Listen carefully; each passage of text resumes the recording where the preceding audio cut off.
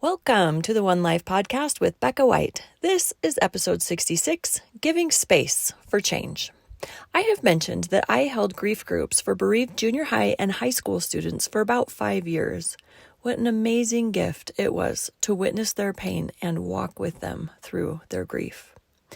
One of the natural responses to loss is anger. Almost universally, when one of my tender teens had lost a parent, their anger and wrath was directed at their living parent. This was such a difficult behavior to observe because at a time when they needed the love and support from their living parent the very most, they isolated themselves from their greatest resource of safety and love.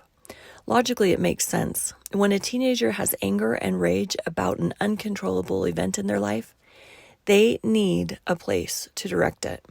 The living parent is the safest place to act out the most ugly version of themselves. It doesn't make it right, but it does make sense. On this Sunday, I have been considering how we, as children and adults and everything in between, respond in the same manner when tragedy strikes in our lives. Anger is a normal response to trauma, and in our pain and agony, oftentimes we direct our anger at God as if He is the one who has caused the tragedies of this mortal life or the heinous acts of an individual. There is definitely evil in this world. Life is unequivocally unfair, but that is not who God is.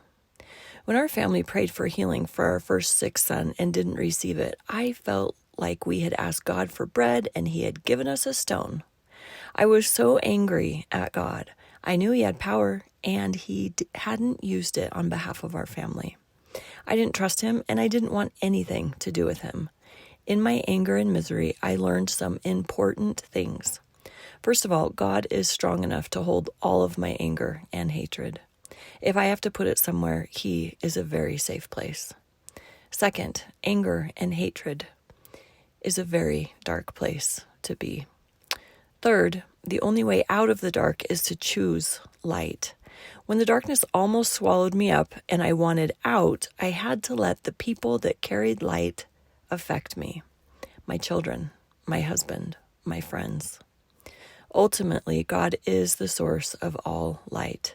His light is His love, and many people carried His love to me. Lastly, it was in God's light and loving care that I found healing and the strength to continue forward. Every tragedy and pain we endure carves a hole in our soul, making space for God to come and fill it with His love. I am a firm believer that no matter where we are in this life, our greatest happiness does not lie behind us, it lies in front of us. And God can heal us and help us find the way. If you are holding on to anger or resentment or mistrust directed at God, good news. He is strong enough to hold it for you until you're ready to put it down. And you don't have to put it down today. The invitation is to just give space for the possibility of letting His light in.